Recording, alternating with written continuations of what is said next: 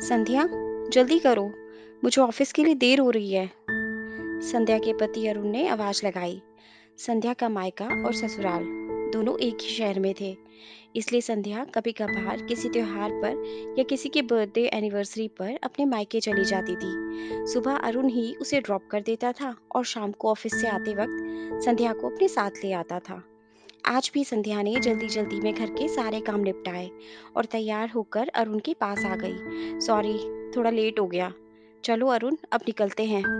तभी अचानक जोर से आवाज आई, चाची चाची, हम भी आपके साथ चलेंगे।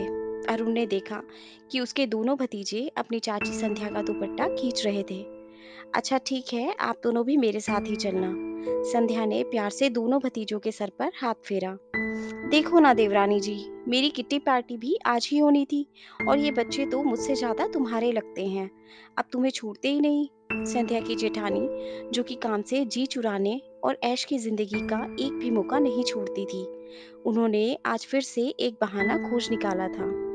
कोई बात नहीं भाभी, मैं इन्हें संभाल लूंगी, अपने साथ ही ले जाती हूँ।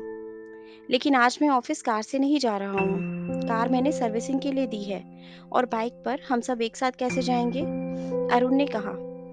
जेठानी जी को फिर से कोई जुगाड़ सूझा कि बच्चों की जिम्मेदारी संध्या पर ही रहे। अरुण की बात पर झट से बोली, हाँ तो आप सब मेरी कार में चलिए ना, आप लोगों को ड्रॉप करते हुए मैं किट्टी में चली जाऊंगी। अरे लेकिन उल्टा रास्ता क्यों जाना? बच्चों को आप एक दिन अपने साथ किट्टी में ले जाइए। वैसे भी हर बार तो संध्या के साथ ही जाते हैं, आज नहीं जाएंगे तो क्या हो जाएगा? अरुण ने अपनी भाभी से कहा।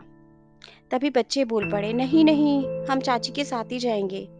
संध्या के सास ससुर, जो कि बड़ी देर से सब कुछ चुपचाप सुन रहे थे, अब चुप्पी तोड़कर बोले, छोटी बहू तुम अरुण के साथ, और बड़ी बहू आज तुम बच्चों को अपने साथ ले जाओ। बच्चों ने कितने दिनों से अपनी कार्टून फिल्म भी तो नहीं देखी। बड़ी बहू आज बच्चों को वो फिल्म दिखाने ले जाओ। बच्चे तो फिल्म का नाम सुनते ही उछलने लगे। एक झटके में चाची का दुपट्टा छोड़ के माँ की साड़ी पकड़कर खड़े हो गए। अरुण को देर हो रही थी, इसलिए संध्या और अरुण चले गए। बड़ी बहू का गुस्सा सातवें आसमान पर था।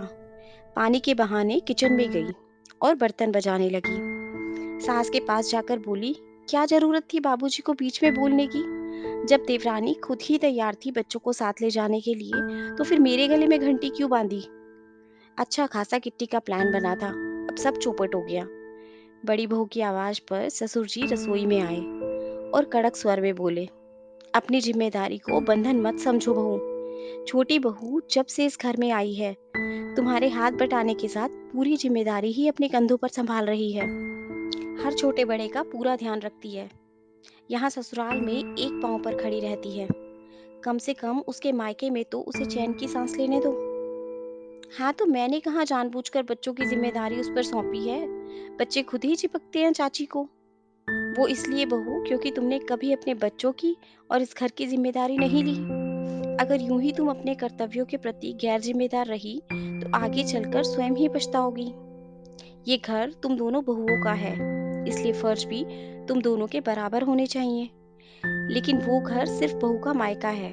बार बार या हर बार अपनी जिम्मेदारी से भागकर बच्चों को छोटी बहू को सौंपकर उसे उसके मायके के सुख से भी वंचित मत करो। वहां भी अगर वो अपने ससुराल की जिम्मेदारी साथ ले जाए तो उसके मायके जाने का क्या फायदा?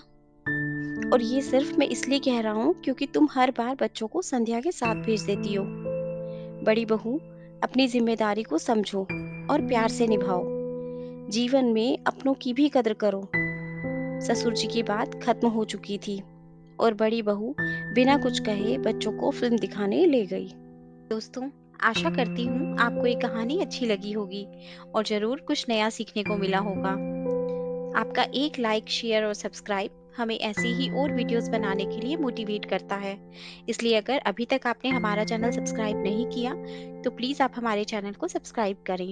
आपसे कल फिर मुलाकात होगी एक नई कहानी के साथ। धन्यवाद।